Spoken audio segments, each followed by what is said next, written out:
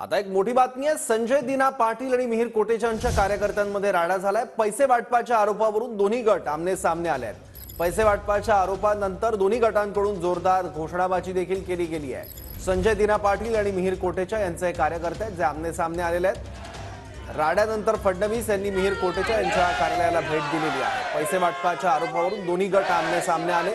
त्यानंतर काहीसा तणाव निर्माण झाला आणि त्यानंतर देवेंद्र फडणवीस हे मिहिर कोटेचा यांच्या कार्यालयात दाखल झाले।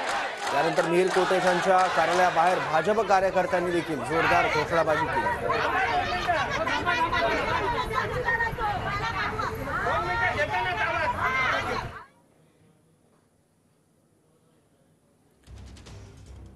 हा तणाव तयार झाल्यानंतर देवेंद्र फडणवीस हे लगेच मिहिर कोटेचा यांच्या कार्यालयात दाखल झाले आणि त्यानंतर भाजप कार्यकर्ते देखील मोठ्या संख्येने कार्यालयाबाहेर जमले।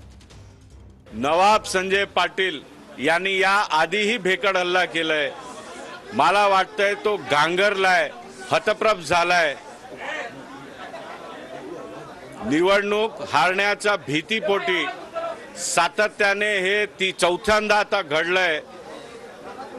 मी एवढंच सांगू इच्छितो, माझं मनोबल कोणी तोडू शकत नाही आणि आज मी शपथ घेतो यांचे सर्व अवैध काळे धंदे बंद करून राहणारच आणि मानखुर्दचा नाव छत्रपती शिवाजी महाराज करून राहणारच।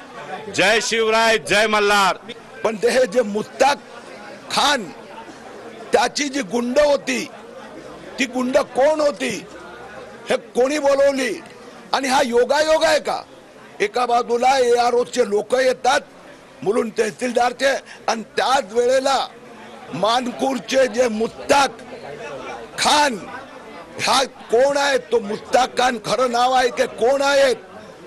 संजय पाटील आणि याचे काय संबंध? याच्या सगळ्यांची चौकशी व्हायला हवी। आपण एक पहा, तो व्हिडिओ पण बाहेर आलेला आहे। मिहिर कोटेचा यांचे कार्यकर्ते मला वाटतं पैसे वाटप करत होते।